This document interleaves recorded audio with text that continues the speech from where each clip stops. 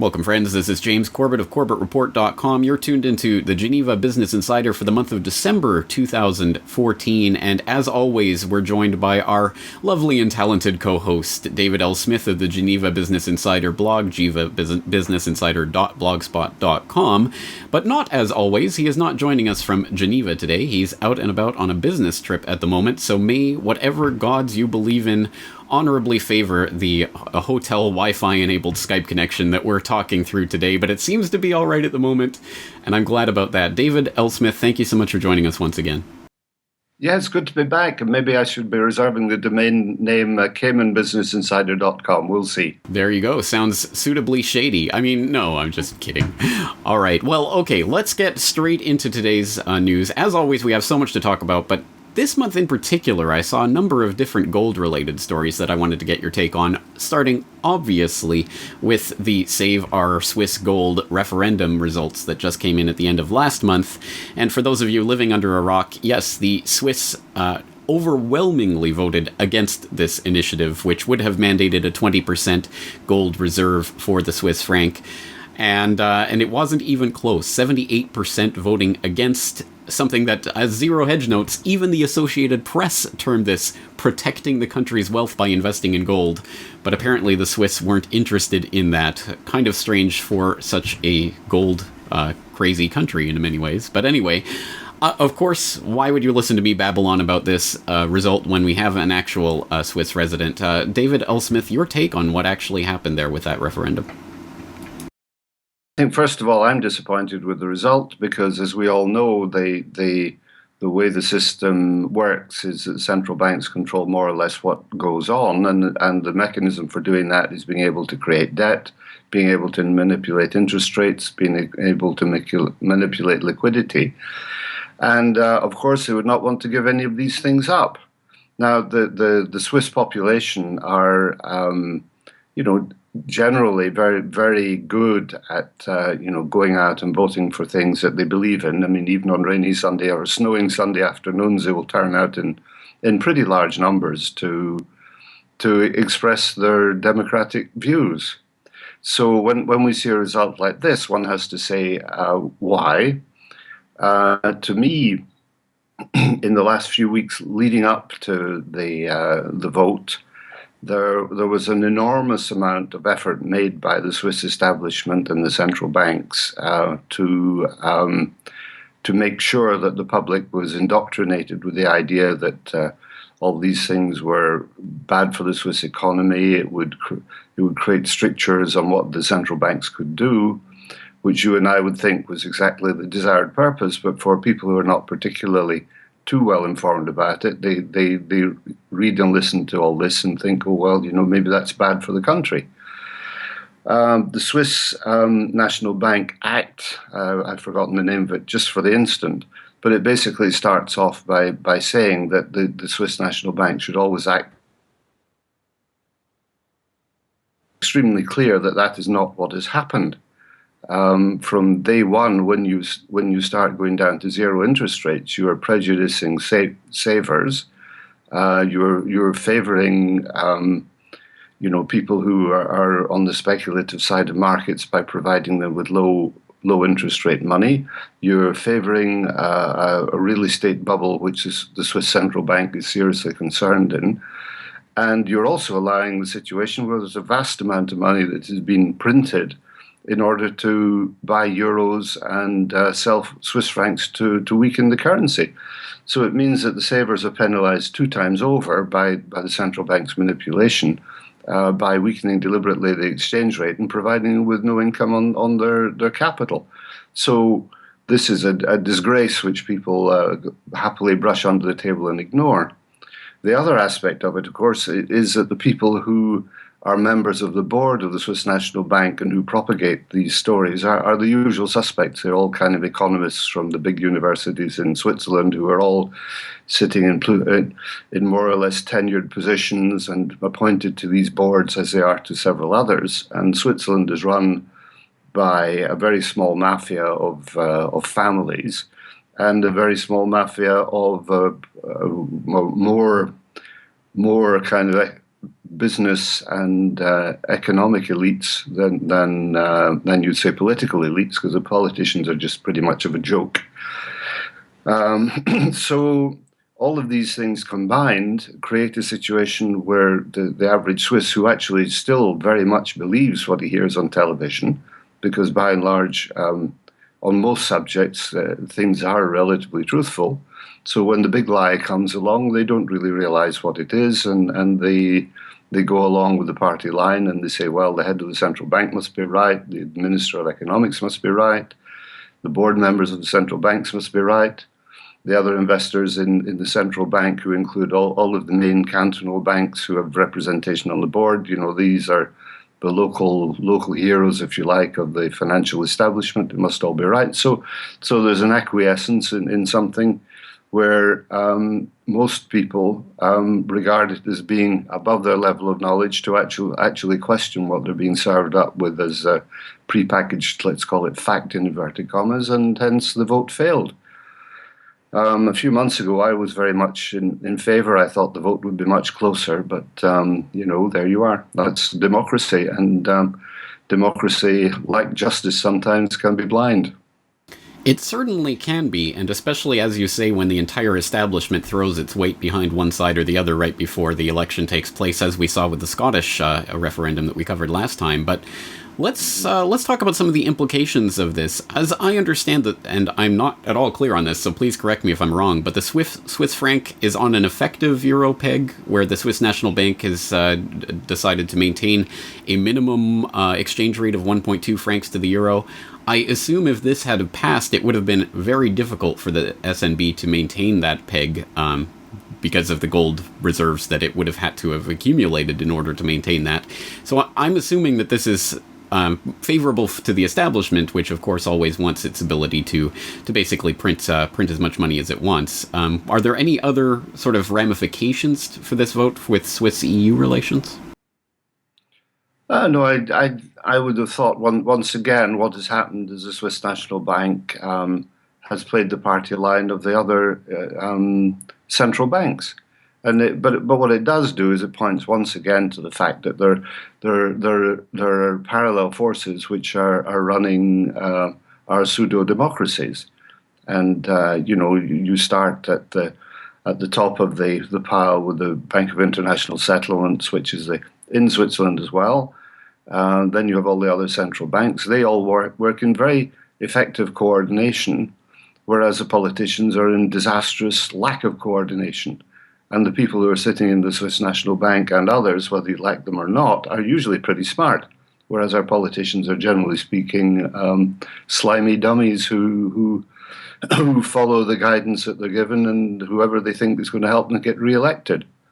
So with an uncoordinated team of losers against a well-coordinated team of well-financed winners, you know how the game ends up. So I think that's about where I see it at the moment. Well, I wouldn't disagree with that assessment in the least, and as unfortunate as it may be, anyone who thinks that the politicians are actually running their country and not the bankers that support them in the background, I think needs their head re-examined.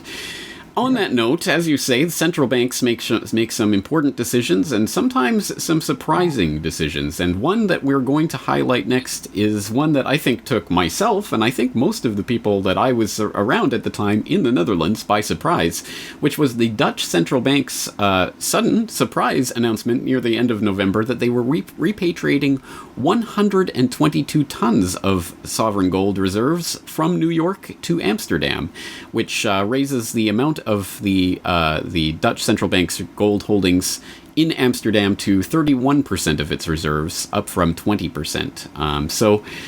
Up from 11%. So they have significantly repatriated a large amount of gold from New York. And again, I didn't have any inkling this was even underway. I didn't know this process was happening. None of the people I was talking to in the Netherlands knew this was happening either. It was just sort of a surprise announcement. What does this portend? Where did this come from? Why is this happening? Is this part of the general repatriation trend we've been seeing taking shape in the last few years? Well, I'm not sure we've had a repatriation trend. I mean, we have a non-repatriation trend, I think. It's probably more exact, with the possible exception of Venezuela, who actually today seem to need all the gold that they possibly have and more besides. But that was at the time of Chavez. He repatriated the gold, much to the objection of the Americans. I don't know. I have no insights whatsoever into this. All I can say is congratulations for the Dutch, because they're actually showing intelligence. They're kind of the continental European Scotsmen, so I have to be slightly prejudiced and say well done for them. Is there anything underlying it apart from that? I honestly don't know. I could only speculate, and I don't think it'd be fair to waste people's time with that. Well, I agree that there has been this non-repatriation trend, as you put it, certainly when it comes to the German case. And we've seen, for example, in France, there are certain political parties that are agitating for some repatriation and things like this. So I see it as part of a trend that apparently kicked off in 2011 when Venezuela repatriated some of its gold. And I am very much looking forward to seeing the next domino to fall, because one gets the feeling that there is something taking place. And for myself, that feeling is further bolstered by articles like this one, which I found on gold-eagle.com, Grandmaster Putin's Golden Trap, which reads, "Very few people understand what Putin is doing at the moment, and almost no one understands what he will do in the future. No matter how strange it may seem, but right now, Putin is selling Russian oil and gas only for physical gold. Putin is not shouting about it all over the world, and of course he still accepts US dollars as an intermediate means of payment, but he immediately exchanges all these dollars obtained from the sale of oil and gas for physical gold." And then this article goes on to break down the amount of gold purchases that have been undertaken by central banks around the globe in the third quarter of 2014, marking the 15th consecutive quarter of net purchases of gold by central banks. I think a significant development in and of itself. And in this last quarter, third quarter 2014, the central banks of the world bought a combined total of 93 tons of gold, 55 tons of which was Russia, so more than all of the other central banks in the world combined. I think that's obviously just one quarter's worth of data and needs to be seen in a greater context, but certainly does paint a picture of what we've seen in recent years with both Russia and China adding rather furiously to their gold holdings. Is this just more of the same? Is this a significant move? Is this part of a trend? Does this have anything to do with why countries are so interested in repatriating their gold these days? Well, I think... Putin is, the fact that he is buying gold in 55 tons a quarter, a couple of hundred tons a year, is, I think, a very positive thing for gold. I mean, the prices at the moment have been driven down by manipulation for a long time. But if you look at, for example, China, between the gold production that they have and their imports, if I remember correctly, they're over 1,000 tons. And in terms also of petroleum exports, for gas and oil exports from Russia, these amount to several hundred billion a year, again from memory. But a couple of $1 billion worth of gold, which is probably what 550 tons is worth, is significant in the sense of the fact it's being done, but it's not material in terms of the overall situation. I mean, if Putin really wanted to put the cat among the pigeons in the gold market, all he should do is buy in the futures market and ask for delivery of a large amount of gold and start selling the U.S. treasuries that he's probably still stuck with, and then the game would change. But that's not a game of 1 or 2 billion. That's a game of tens or hundreds of billions, and that would I would very much enjoy watching that happen. I see what you mean there. I understand that urge, because one does want to see some sort of breaking point reached in this system that we know has been stretched to the point of all absurdity. And yet when those breaking points happen, there are a lot of people who get left by the wayside and a lot of innocent people who get crushed under the wheels of this giant machinery that's been placed over them. So I'm somewhat worried about that possibility as well, which of course brings us to the question of how people protect themselves in this environment. But interestingly, you mentioned the gold price, and the gold price. I don't know what people were expecting to happen after the Swiss gold referendum, but it probably was not what actually happened. We saw a brief dip in gold prices at the time of the referendum, but actually then it started to spike, and then it held around 1200. Now it's back up to 1240, where it was a few months ago. So we saw this incredible dip in the gold prices from up almost 1250 in the late October down to 1140 by early November, and now back up to around 1240.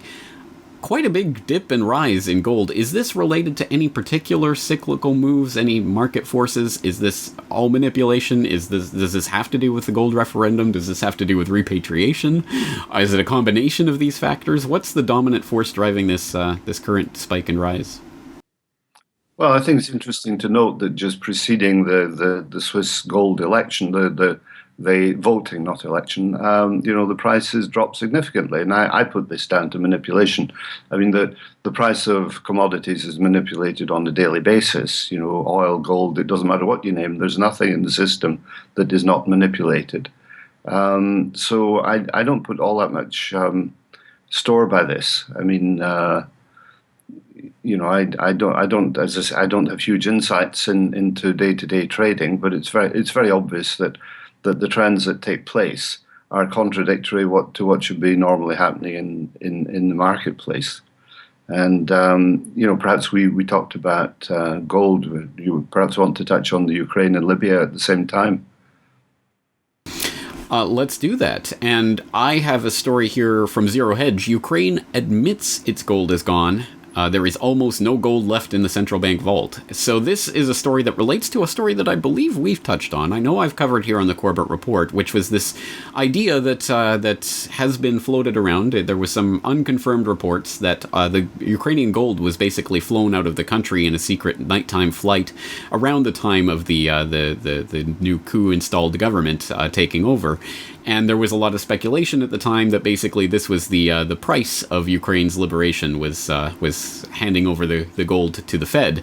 Of course, that was all speculation at the time, perhaps informed speculation. But interestingly enough, the head of the Ukrainian central bank on national Ukrainian TV just admitted that in the vaults of the central bank there is almost no gold left. There is a small amount of gold bullion left, but it's just 1% of reserves. So this is pretty interesting, especially when you look at the chart of Ukraine gold holdings in recent years. You see that at the time, just a few years ago, there was about 25 tons of gold reserves in the country, and then Yanukovych went on a buying spree apparently, and managed to run that up to just over 40 tons. And now apparently it's down to zero that's being physically held in the country, or just about there. Very interesting that this has been admitted now, and it seems to confirm what we were speculating about earlier about this basically the price of liberation. What's your take on this story and where the gold is really going to? Well, who knows? I mean, the gold may already be sitting in Mr. Putin's vaults, in satisfaction of some futures deals that he actually made a call upon.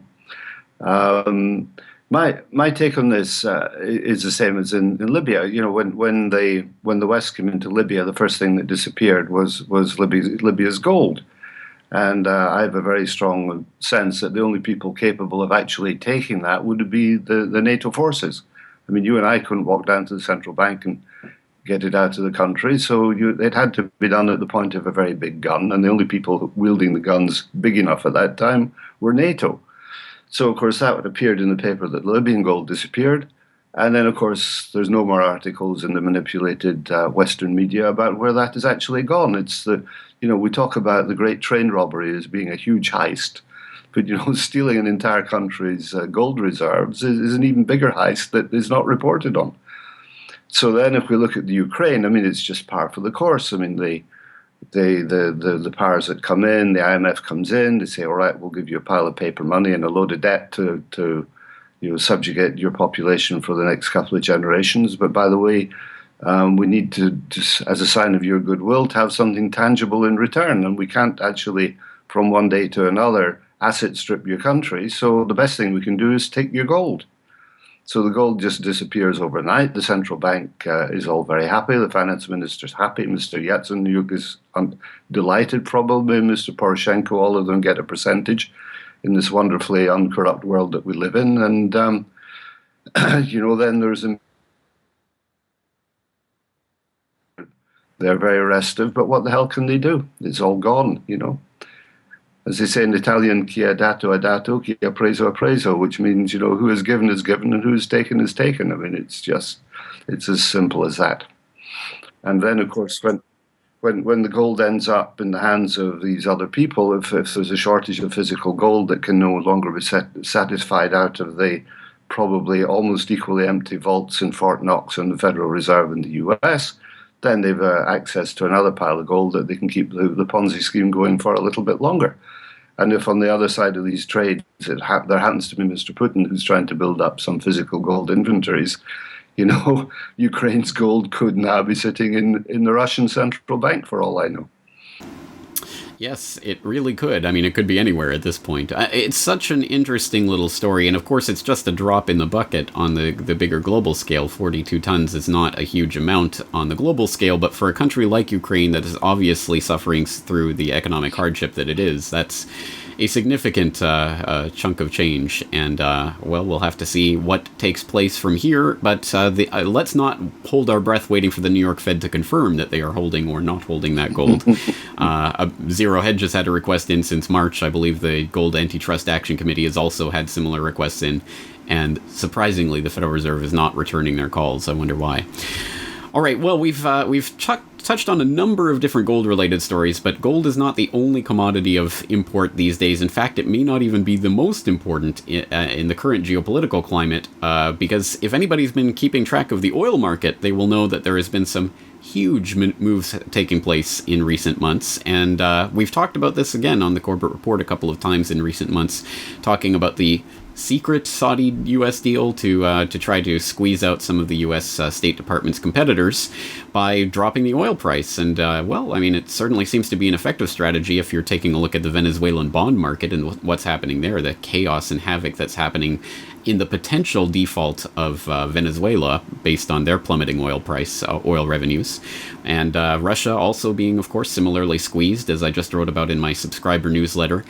And the latest coming from Ambrose Evans Pritchard at The Telegraph, Bank of America sees $50 oil as OPEC dies, talking about how the Bank of America is now projecting that prices are going to slump down as far as $50 a barrel and in the coming months.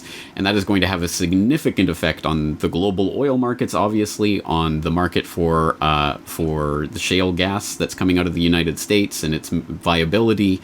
And it's going to have geopolitical ramifications as well, of course. David Smith, your take on what's going on right now with oil?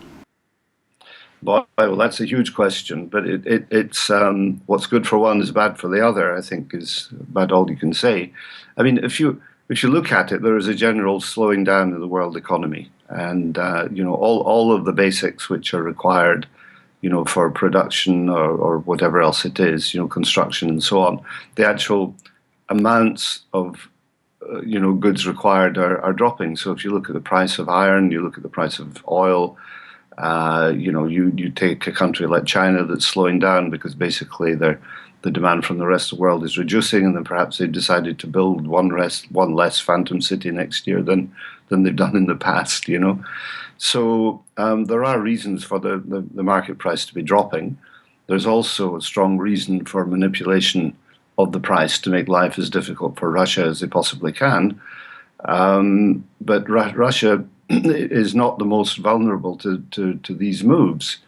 If we take a few of the countries that are severely hit, you take Venezuela, which, as you say, is tottering on the edge of complete economic collapse, and no doubt they'll be collateralizing the various hookers that are hanging around Caracas as IMF reserves, not IMF, as central bank reserves very shortly. And if they count the money in the GDP, then they may as well count it in the assets of the central bank. But if you look at, say, America, and you see the fracking, the business coming from that. That is very vulnerable to price reductions. And the other thing that is very amusing about it is that apart from adding part-time jobs to the economy in terms of waiters and lowly paid, partly employed, part-time employees, the only significant industrial place where there have been a large number of people employed has been in shale oil extraction and so on. So if 1 million jobs disappear there, that's going to be a little bit embarrassing. And of course, there are a lot of a lot of people have been investing in these, the latest Ponzi scheme produced by Wall Street, which is going to collapse very short term if the prices don't go back up again. Then, you've got the bigger players like Saudi who can and sit it out for a long, long time, deal with lower prices, and if Russia was the target, well, they're hit in a medium way. They have their currency has collapsed about 35%. The price of oil has gone way down, but at the end of the day, as their exports are mainly priced in dollars, they're getting, when they convert those dollars back to rubles, it looks pretty good, and it also is a collapsing exchange rate. I mean, basically, what Japan is trying and failing to do, Russia is having done to them and being quite successful. So, it's going to cut domestic excess spending on stupid things produced by the West, like Louis Vuitton handbags and Ferraris and all the rest of it, because there'll be maybe fewer people who can have it. But it doesn't. The fact that the price drops doesn't affect the industrial capability or the size of the oil and gas reserves in Russia. So I don't see it as the massive catastrophe that the West would love to portray it to be. Having said that, there is a secondary effect that could squeeze Russia in a different way, and that's on its ability to find an export market in Europe. And basically, the argument here is that the changes in the oil price is going to also drive down the price of liquefied natural gas, making it cheaper and easier for Europe to supply its gas from LNG rather than from the pipelines from Russia. So there may be a squeeze in that regard, and if that's the case, we may see Europe with a plentiful supply of gas in the coming years as LNG enjoys something of a boom. I'm not so sure. I mean, we're dealing with a relatively immediate situation, and there is no real alternative supply for Western Europe. There's no serious alternative to Russia as a source of supply, particularly of gas, because that's their main business. But even if there were alternative supplies, and you say you're talking about stuff coming, exports from America, the very companies that are theoretically meant to be exporting may well have gone bankrupt in the next 6 months anyway. And then, of course, you have to build LNG terminals to be able to export the stuff. And in the US, I think the only one that they have that's of any scale and operational is in Alaska, which is really particularly handy for dropping the stuff off in the afternoon to Western Europe. There's nothing on the eastern seaboard. So the capital expenditure and the time delays before America could be a serious supplier and exporter of gas would be several years at very best, assuming that they continue to be able to have a source of economically reasonably priced petroleum product, Well, then, just finally picking up on another point that you made earlier, the fact that the recovery that we've been touted for the last 5 years, of course, has been a lot of smoke and mirrors that has been propped up by the funny money liquidity insanity from the QE, from the Federal Reserve. And it's interesting now that we see that unwinding is when we see the commodity prices falling, not just oil, but a lot of other commodities price falling right now. Is this a sign of a deflationary depression cycle that we're heading into? I think the answer is clearly yes. I mean, we've been in the fact that there's been so much money pumped into the system without it actually creating any significant inflation. Japan's been the best example of it. Is a clear indication that there's a massive deflationary undertow in the system. Now, unfortunately, when you try and pump up balance sheet assets or the stock market or net worth of people on paper, it produces inflation for the poorer people who don't have any net worth at all. So you're using the central banks to destroy the interests of the normal citizen, same way Switzerland is doing at the moment. But no, I don't. Yeah. And can you just take a moment to explain, because for the last few years, of course, we've heard a lot of pundits talking about inflation and potential hyperinflation from all this money going around, and we've had this idea of wheelbarrows full of money, and you better pay for your meal at the beginning because it'll be cost twice as much by the end, the time you're finished eating your meal, and that type of hyperinflationary scenario. So what does a deflationary scenario look like for the average person? How does it hurt them? Well, deflationary situation looks very good for the average person, which is exactly why the elites don't want to have it. Because deflation means your rent goes down. Deflation means cost of food goes down. Cost of fuel goes down. Look at the panic at the moment when you see the price of petroleum oil dropping like a stone. Who's panicking about that? You know, it's not you and me taking the kids to school in the morning who are panicking about it. It's all the oil companies thinking about the share price, their next huge development project. And by, by increased stock prices into the pension plans of the rich. So, I mean, everything to do with deflation is good for the very ordinary guy in the street, or increasingly these days, unfortunately, on the street. And that is why it is being fought against by all means. And of course, everybody, from the politicians down say, oh my goodness, deflation is terrible. But is it? Is it? Well, it's bad for those who are in debt, but good in every other way, and good for those who have saved for the long term. But again, we'll have to see how this actually plays out, and I think there are a lot of different factors to take into account, and of course this does raise the specter of the geopolitical conflicts that will no doubt take place if this really does reach the point at which we see entire economies failing, as I think Venezuela might be one of the first up on the chopping block next year, when they have several $1 billion of debt coming due in September, October, so we'll have to see how they're able to cope with that. But in the meantime, of course, we'll be here with our heads up, with our periscope pointed at the horizon, looking for potential dangers. And of course, that is I assume, the raison d'etre of Geneva Business Insider. So why don't you tell people a little bit about what you do? Well, I'm basically a financial advisor. I don't give investment advice, but I give general financial advice. You can see more about me if you go to my blog, and if there's anything that I've said of interest that you want to discuss, by all means send me a mail. And if there's anything I can do for you professionally, then obviously get in touch as well. Thank you.